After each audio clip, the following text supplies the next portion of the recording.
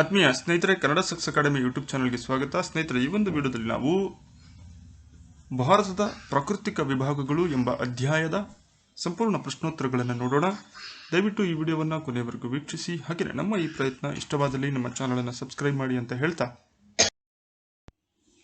ಅಧ್ಯಾಯ 12 ಭಾರತದ ಪ್ರಾಕೃತಿಕ ವಿಭಾಗಗಳು. ಮೊದಲಿಗೆ ಖಾಲಿ ಬಿಟ್ಟ ಸ್ಥಳಗಳನ್ನು ಸೂಕ್ತ ಪದದಿಂದ ಭರ್ತಿ ಮಾಡಿ ಎಂಬ ಪ್ರಶ್ನೆಗಳಿದ್ದಾವೆ.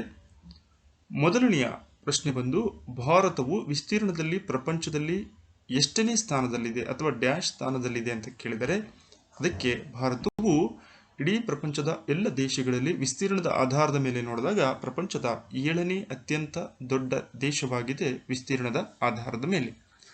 ಇನ್ನು ಎರಡನೇ ಪ್ರಶ್ನೆ, ಕರ್ನಾಟಕದಲ್ಲಿ ಡ್ಯಾಶ್ ಜಿಲ್ಲೆಗಳಿವೆ. ಒಟ್ಟು ಜಿಲ್ಲೆಗಳ ಸಂಖ್ಯೆ ಬೀದರ್ನಿಂದ ಚಾಮರಾಜನಗರದವರೆಗೆ ನಾವು ಒಟ್ಟು ಜಿಲ್ಲೆಗಳನ್ನು ನೋಡೋದಾದರೆ ಒಟ್ಟು 31 ಜಿಲ್ಲೆಗಳನ್ನು ಕಾಣುತ್ತೇವೆ.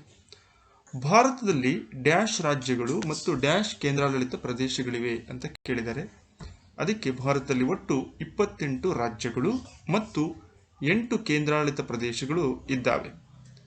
ನಾಲ್ಕನೆಯ ಪ್ರಶ್ನೆ, ಭಾರತದ ಅತ್ಯಂತ ಎತ್ತರವಾದಂತಹ ಶಿಖರ ಯಾವುದು ಅಂತ ಕೇಳಿದರೆ, ಇದಕ್ಕೆ ಮೌಂಟ್ ಗಾಡ್ವಿನ್ ಅಸ್ಟಿನ್.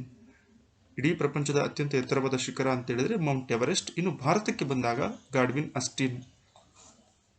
ಕರ್ನಾಟಕದ ಹೆಬ್ಬಾಗಿಲು ಎಂದು ಯಾವ ನಗರವನ್ನು ಕರೆಯುತ್ತಾರೆ ಅಥವಾ ಡ್ಯಾಶ್ ಊರನ್ನು ಕರೀತಾರೆ ಅಂದರೆ ನವಮಂಗಳೂರನ್ನ ಕರ್ನಾಟಕದ ಹೆಬ್ಬಾಗಿಲು ಎಂದು ಕರೆಯುತ್ತಾರೆ.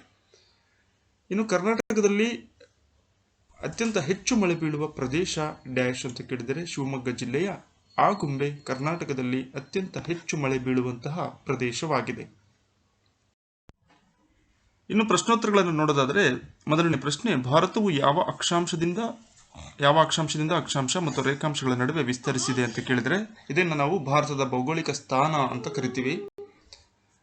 ಅಕ್ಷಾಂಶ ಬಂದು 8 ಡಿಗ್ರಿ ಉತ್ತರದಿಂದ 37 ಡಿಗ್ರಿ ಉತ್ತರದವರೆಗೆ, ರೇಖಾಂಶ ಬಂದು 68 ಡಿಗ್ರಿ ಪೂರ್ವದಿಂದ 97 ಡಿಗ್ರಿ ಪೂರ್ವ ರೇಖಾಂಶದಿಂದ ವ್ಯಾಪಿಸಿದ್ದು, ಕರ್ಕಾಟಕ ಸಂಕ್ರಾಂತಿ ವೃತ್ತವು ದೇಶದ ಮಧ್ಯಭಾಗದಲ್ಲಿ ಹಾದು ಹೋಗುತ್ತದೆ. ಇದು ಇಡೀ ಪ್ರಪಂಚದ ಭೌಗೋಳಿಕ ವಲಯದಲ್ಲಿ ಭಾರತದ ಸ್ಥಾನ. 8 ಡಿಗ್ರಿ ಉತ್ತರದಿಂದ 37 ಡಿಗ್ರಿ ಉತ್ತರದ ನಡುವೆ, 68 ಡಿಗ್ರಿ ಪೂರ್ವದಿಂದ 97 ಡಿಗ್ರಿ ಪೂರ್ವದವರೆಗೆ ವ್ಯಾಪಿಸಿದ್ದು, ಮಧ್ಯದಲ್ಲಿ ಅತ್ಯಂತ ವಿಶೇಷವಾಗಿ 23 ಡಿಗ್ರಿ ಕರ್ಕಾಟಕ ಸಂಕ್ರಾಂತಿ ವೃತ್ತವು ಹಾದು ಹೋಗುತ್ತದೆ.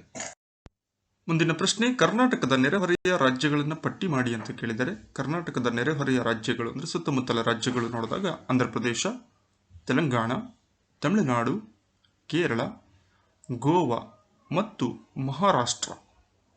ಈ 6 ರಾಜ್ಯಗಳು ಕರ್ನಾಟಕವನ್ನು ಸುತ್ತುವರೆದಿರುವಂತಹ ಅಥವಾ ನೆರೆಹೊರೆಯ ರಾಜ್ಯಗಳಾಗಿದ್ದಾವೆ. ಮುಂದಿನ ಪ್ರಶ್ನೆ, ಭಾರತದ ಪ್ರಾಕೃತಿಕ ವಿಭಾಗಗಳನ್ನು ಹೆಸರಿಸಿ ಅಂತ ಕೇಳಿದರೆ, ಭಾರತದ ಪ್ರಮುಖವಾಗಿ 4 ಪ್ರಾಕೃತಿಕ ವಿಭಾಗಗಳನ್ನು ಕಾಣ್ತೇವೆ. ಒಂದು, ಉತ್ತರದ ಹಿಮಾಲಯ ಪರ್ವತಗಳು.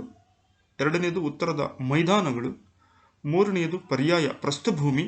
ನಾಲ್ಕನೆಯದು ಕರಾವಳಿ ಮೈದಾನಗಳು. ಇವು ಭಾರತದ ಪ್ರಮುಖವಾದಂಥ ಪ್ರಾಕೃತಿಕ ವಿಭಾಗಗಳಾಗಿದ್ದಾವೆ.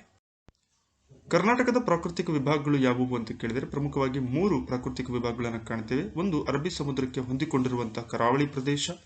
ಅಲ್ಲಿನ ಮುಂದಕ್ಕೆ ಚಲಿಸಿದಂತಹ ಮಲೆನಾಡು ಪ್ರದೇಶ. ಅದರ ನಂತರ ಸ್ಥಾನದಲ್ಲಿ ಬರುವಂತಹ ಮೈದಾನ ಪ್ರದೇಶಗಳನ್ನು ನಾವು ಕರ್ನಾಟಕದ ಪ್ರಾಕೃತಿಕ ವಿಭಾಗಗಳಲ್ಲಿ ಗುರುತಿಸಬಹುದು. ಇನ್ನು ಕರಾವಳಿಯನ್ನು ಹೊಂದಿರುವಂತಹ ಕರ್ನಾಟಕದ ಜಿಲ್ಲೆಗಳನ್ನು ಹೆಸರಿಸಿ. ಕರಾವಳಿ ಅಂದರೆ ಸಮುದ್ರ ತೀರ ಪ್ರದೇಶಕ್ಕೆ ಹೊಂದಿಕೊಂಡಿರುವಂತಹ ಅಥವಾ ಹೊಂದಿರುವಂತಹ ಕರ್ನಾಟಕದ ಜಿಲ್ಲೆಗಳನ್ನು ಹೆಸರಿಸಿ ಅಂತ ಕೇಳಿದರೆ, ಪ್ರಮುಖವಾಗಿ ಕರಾವಳಿಯನ್ನು ಹೊಂದಿರುವಂತಹ ಕರ್ನಾಟಕದ ಜಿಲ್ಲೆಗಳು ಉತ್ತರ ಕನ್ನಡ, ದಕ್ಷಿಣ ಕನ್ನಡ ಮತ್ತು ಉಡುಪಿ.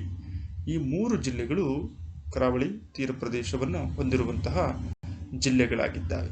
ಸ್ನೇಹಿತರೆ, ಇದಾಗಿತ್ತು ಭಾರತದ ಪ್ರಾಕೃತಿಕ ವಿಭಾಗಗಳು ಎಂಬ ಅಧ್ಯಾಯದ ಸಂಪೂರ್ಣ ಪ್ರಶ್ನೋತ್ತರಗಳ ಮಾಹಿತಿ. ಮುಂದಿನ ಮತ್ತೊಂದು ಸಮಾಜ ವಿಜ್ಞಾನದ ವಿಡಿಯೋದೊಂದಿಗೆ ತಮ್ಮನ್ನು ಭೇಟಿಯಾಗೋಣ. ಧನ್ಯವಾದಗಳು.